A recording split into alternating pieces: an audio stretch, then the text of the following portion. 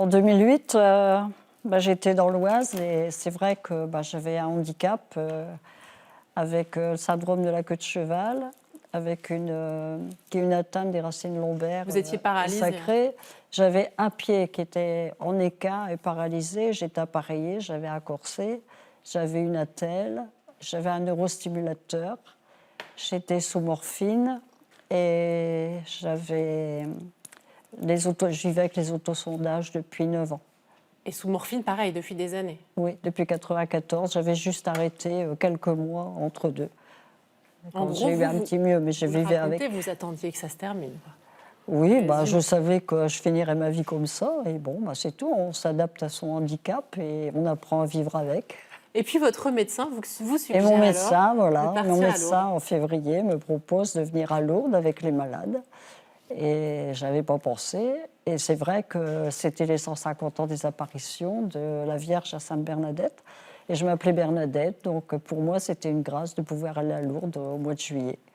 Vous vous y rendez? Je me rends à Lourdes.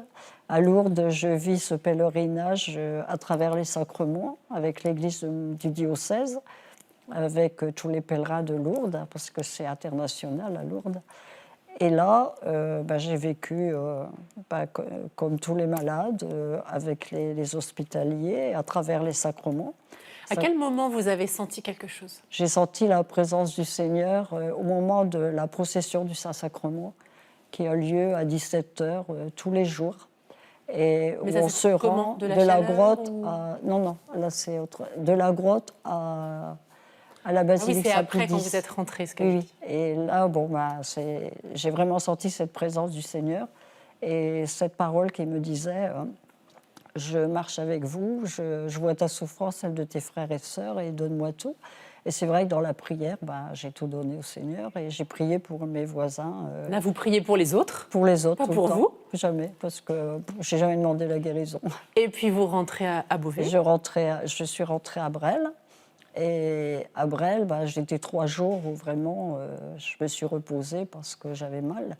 Et là, le 11 juillet, je suis allée à la chapelle, à l'adoration, et c'était la même heure que l'adoration à Lourdes. Donc j'étais restée vraiment très, très marquée par ce pèlerinage que j'avais vécu.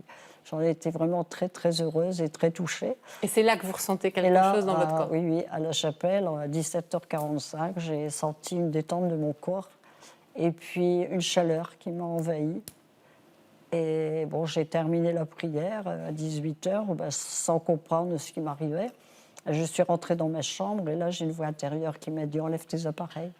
Et dans un acte de foi, en pensant à l'évangile où Jésus dit aux paralytiques « Lève-toi, prends ton grabat et marche ». J'ai enlevé l'appareillage et là, mon pied était redressé et je pouvais bouger mon dos sans douleur.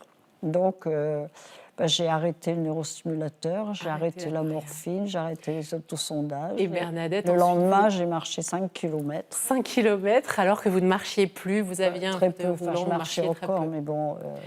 Et ensuite, vous consultez les médecins. On va écouter les médecins parce qu'effectivement, ils ne s'expliquent pas ce qui s'est passé. On écoute 2 médecins différents. Il avait un pied en varus équin, c'est-à-dire que le pied était complètement en rotation interne, ne pouvait plus le relever et tout était redevenu normal. Et elle pouvait se mobiliser alors qu'elle se mobilisait plus spontanément, elle pouvait se mettre par terre accroupie alors que c'était devenu impossible pour elle. On a demandé à des experts, on a consulté, on a fait des expertises. La guérison, ce type de guérison brutale et instantanée, est effectivement à aujourd'hui sans explication connue. Donc ça prend plusieurs années, les médecins reconnaissent qu'il n'y a aucune explication, puis c'est transmis à l'Église, on fait tout un dossier et ensuite, là on reconnaît le miracle, ça a été annoncé à Lourdes, on a dit ça y est, vous êtes la 70e miraculée de Lourdes. Ça fait quoi quand on annonce ça? C'est l'évêque du diocèse de Beauvais qui a reconnu le miracle et donc ça a été annoncé par l'évêque de Lourdes à Pédis. Ça m'a bouleversée parce que je ne pensais pas que le dossier aurait été au bout et que j'aurais été reconnue. Et c'est vrai que j'ai pris conscience que j'ai réalisé quand j'ai vu à KTO l'émission où on annonçait la guérison. Mais je savais que ça allait être annoncé ce jour-là. Et pourquoi vous? Comment vous expliquez ça? Je ne peux pas l'expliquer. Pour moi, ça reste un mystère. Le Seigneur, c'est vrai que j'ai demandé pourquoi, puisque moi, je n'avais pas demandé la guérison. Et que, Vous étiez fâché presque même au départ. j'ai demandé des comptes, oui, j'ai demandé des comptes au Seigneur. Et puis j'ai dit, mais je ne comprends pas.